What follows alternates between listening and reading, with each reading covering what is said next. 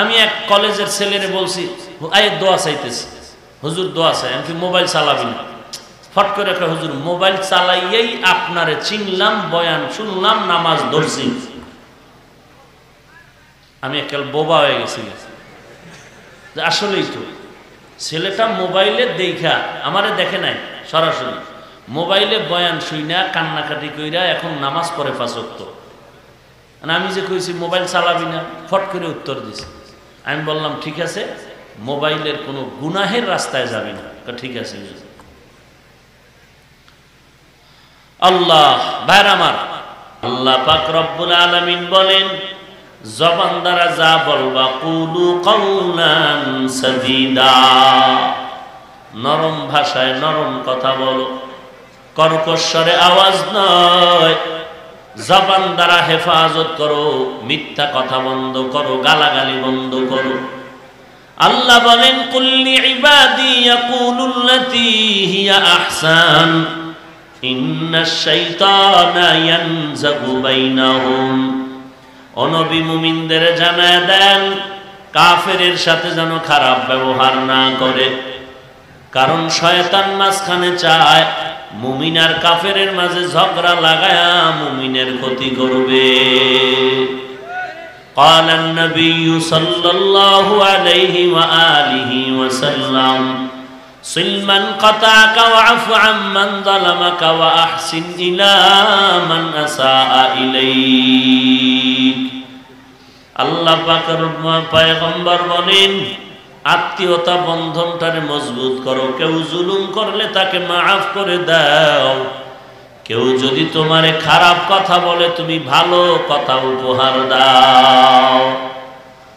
জবানের হেফাজত, 1 নম্বরে মিথ্যা বলা বন্ধ করে দাও।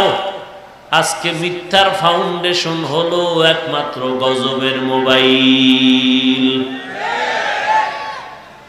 কত মিথ্যা যে আপনার জিন্দেগিতে বলতেছেন, হাসেন আর মিথ্যা বলেন, হাসেন আর মিথ্যা বলেন। একটু যদি জাহান্নামের ভয় থাকতো তো মিথ্যা বলা এত প্রবণতা বাড়ত না। আল্লাহ মিথ্যার থেকে আমাদের হেফাজত করেন। গালাগালির থেকে জবান হেফাজত করো, গালি দেওয়া বন্ধ করে দাও। কেউ যদি তোমারে গালি দেয় তুমি ভালো কথা উপহার দাও। ইহুদি আমার নবীরে গালি দেয়, আবু বকর পাশে দাঁড়ানো, জবাব দিতে চায়, নবী বারণ করেন আর মুস্কি হাসেন। আবু বকর সিদ্দিক রাদিয়াল্লাহু তাআলা আনহু এবার সহ্য করতে না পেরে জবাব দিচ্ছে, কারণ আমার নবীরে গালি দিবে আর মুসলমান ঘুমায় থাকবে, এটা মুমিনের পরিচয় নয়। আবু বকর সিদ্দিক দাঁড়ায় যখন জবাব দিতে শুরু করলেন, নবীজির চেহারাটা মলিন হয়ে গেল। নবীজি আপনার আগে হাসি মুখ, এখন চেহারা মলিন কেন? মায়ার নবী বলেন, হে আবু বকর, যখন তুমি আমি চুপ ছিলাম, ধৈর্যের সাথে আমার আল্লাহ পরীক্ষা নিচ্ছিলেন। ধৈর্যের কারণে আল্লাহ ফেরেশতা দিয়া আমাদের পক্ষে জবাব দেওয়ার ব্যবস্থা করেছেন। যখনই তুমি নিজের হাতে যে বিচারটা নিয়েছো, আল্লাহ বেজার, ফেরেশতাও বিদায়। ধৈর্য, আল্লাহর মোহাব্বত নিয়ে মানুষকে মাফ করো, খারাপ কথার পরিবর্তে ভালো কথা বলো। জবানের হেফাজত 2 নাম্বার, মিথ্যা কথা বন্ধ করো, গালাগালি বন্ধ করে দাও। মদিনার নবী বলেন, কামেল মুসলমান ওই ব্যক্তি যার জবান দ্বারা মানুষ নিরাপদ থাকে, কোনো কষ্ট পায় না। নিজেরে নিজে একটু প্রশ্ন করেন, আপনার জবানের কথার দ্বারা কি পরিমাণ গালি সন্তানের দিয়েছেন, স্ত্রীকে দিয়েছেন। বাইরের হিসাব পরে করেন, নিজের ফ্যামিলির হিসাব করেন না। এই জবান দ্বারা ওস্তাদরে, শিক্ষকেরে, মা বাবা, ভাই বোন, আত্মীয় স্বজনরে কি পরিমাণ গালি দিয়েছেন। প্রত্যেকটা কথা রেকর্ড হচ্ছে। বয়ানের মধ্যে কোন জায়গায় নিঃশ্বাস ফেললাম, কোন জায়গায় একটা কাশি দিলাম তাও যদি ক্যামেরায় ধরে নিতে পারে। এই মেধা আল্লাহ মানুষের দিয়েছেন, সেই আল্লাহ কেন মানুষের কথা কুদরতি ক্যামেরায় রেকর্ড করতে পারে না? কিয়ামতের ময়দানে দেখবা কোন জায়গায় কি অপরাধ করেছো সব আমলনামায় দেখা যাবে। এক জাররা আপনি এখানে যদি একটা লাইট জ্বালায় দেন, দেখবেন কিন্তু এই লাইটের আলোর মধ্যে রেণু বালুর কণা কণা উঠতে থাকে, যা চোখে ধরা পড়ে না। এর একটা অংশকে একটা জাররা বলে। এই পরিমাণ গুনাহ যদি নিয়ে কবরে যাও, কিয়ামতের ময়দানে আল্লাহ আমলনামায় সব দেখায় দিবে, দেখ তোর জিন্দেগির রেকর্ড। অতএব গালি বন্ধ করে দাও। নবী বলেন কামেল মুসলমান ওই ব্যক্তি যার জবান দ্বারা অন্য মানুষ কষ্ট পায় না। আমারে গালি দেন না দেন হিসাব করে আপনার মা বাবা, আপনার ভাই বোন, আপনার সন্তান পরিবারের কি পরিমাণ গালি দিয়েছে। পেছনে বয়া বয়া শিক্ষকের গালি দিয়েছেন, অমুক আল্লাহওয়ালারে গালি দিয়েছে। নবীজি কিয়ামতের আলামত বয়ান করতে গিয়া বলেন পরবর্তী উম্মতেরা আগের উম্মতের গালাগালি করবে, কিয়ামতের আলামত। খাজা মঈনুদ্দিন চিশতি নাই, আবু হানিফা নাই। এখন যারা আবু হানিফারে গালি দেয়, খাজা মঈনুদ্দিন চিশতিরে গালি দেয়, ওই বড় বড় উজানির কারি ইব্রাহিমকে গালি দেয়, চরমনের সৈয়দ ইসহাক, সৈয়দ ফজলুল করিমরে গালি দেয়।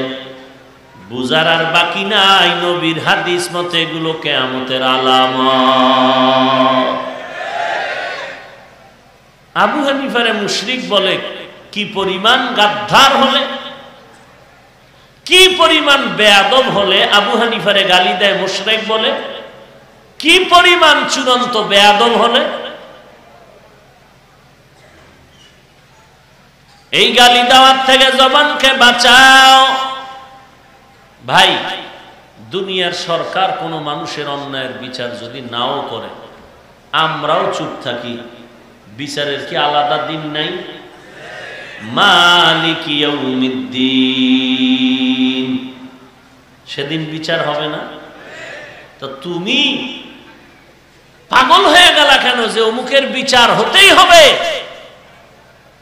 সব বান্দায় করলে আল্লাহ কি করবেন? মালিক গোলামের উপরে যদি জুলুম করে, পয়েন্টে পয়েন্টে বিচার হবে। একটা ধমক দেওয়ার উপযুক্ত ছিল শিক্ষকের জবানে, ছাত্র দুইটা ধমক দিল কেন? এক ধমকের বিচার হবে। একটা বেতের বাড়ি দেওয়ার নিয়ম ছিল, ইনসাফ বলে এক বেতের বাড়ি হাতের তালুর মধ্যে, বেশি জোরেও না, অন্যায় হিসাবে দিবে। অন্যায় যেমন ছোট, বেতের বাড়ির আওয়াজ হবে ছোট। বেশি জোরে দিল কেন? বিচার হবে। একটার পরিবর্তে দুইটা দিলাম কেন? বিচার হবে। ইনসাফের আদালত, বিচারপতি আল্লাহ। এত টেনশন কেন করেন? আর একজনের বিচারের টেনশন করেন, আপনার টেনশন কে করবে? আপনি যে আর একজনের টেনশন করেন, আপনারটা কে করবে? আপনার ছেলে মেয়ে স্ত্রীরটা কে করবে? গালি দিও না রে ভাই। যারা গালি দেয় তারা নবীর হাদিস মতে তারা ইসলামের বড় দুশমন। নাকি আওলাদে রসুল? এদেশে গালি দিলে আওলাদে রসুল হওয়া যায়? হ্যাঁ, এগুলো টাটকা ভণ্ড। এদেরকে যারা ভণ্ড বলবে না তারাও ভণ্ড। কোরআন হাদিসের বয়ানের মধ্যে কি গালাগালি আছে? হ্যাঁ, চিন্তা করেন। একজনে কয়, এই আপনারা ঘুমান, খেয়াল করতেছেন? চিন্তা করেন তো, একজনে কয় আমি কেন গালি দেই জানেন? আল্লাহ কিন্তু কোরআন শরীফে গালি দিছে। হে আবার আয়াত কইরা কইছে, আল্লাহ মুখেরে বলছে তুই হারামজাদা। আল্লাহ যেহেতু গালি দেয় তো আমিও দেই। এই সূরা কোরআন শরীফের অন্য আয়াত দেখে না যে আল্লাহ বলেন মুমিন কাফেরের সাথে ব্যবহার ভালো করো। তার মানে কি?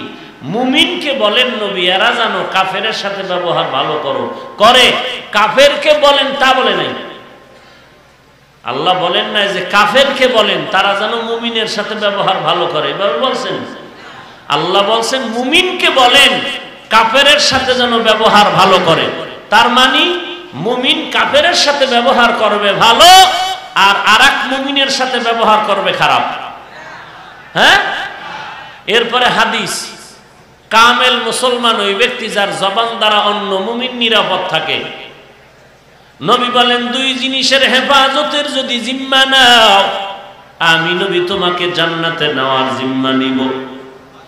মাইয়াজমান লিমা বাইনা লাহইয়াইহি ওয়া মা বাইনা রিজলাইহি আজমান লাহুল জান্নাহ। জবানের হেফাজত করো, লজ্জাস্থানের হেফাজত করো, আমি নবী তোমাকে জান্নাতে নেওয়ার জিম্মাদারি নিব। আল্লাহ আমাদের জবান ও লজ্জাস্থান হেফাজত করার তৌফিক দান করেন।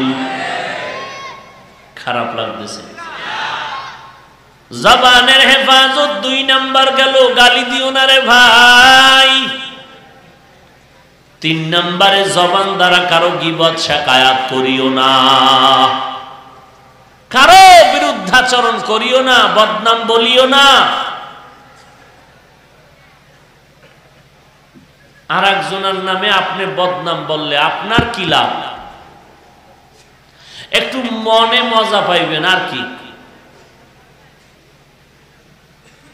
অন্যের নামে বদনাম বলিও না, গীবত শিকায়াত করিও না রে ভাই। গীবত শিকায়াত থেকে জবানটারে হেফাজত করো। মিথ্যা বলা যাবে না, গালি দেওয়া যাবে না, গীবত করা যাবে না, তো জবানে কষ্টে লাগায় রাখবো না কি বলে? না না, পাত্র খালি, যদি কেরোসিন থাকে ফালাইয়া দাও, ফালাইয়া পরিষ্কার করে খালি রাখা যাবে না, আর একটা কিছু রাখো তো অন্যরা বসতে পারবে না। যেহেতু জবান তুমি মিথ্যা গালাগালি আর গীবত থেকে খালি করেছো, এখন বিপরীতে আরো কিছু আমল চালু করো। 1 নম্বরে কোরআনের তেলাওয়াত, হাঁটতে চলতে উঠতে বসতে সব সময় কোরআন তেলাওয়াত করো।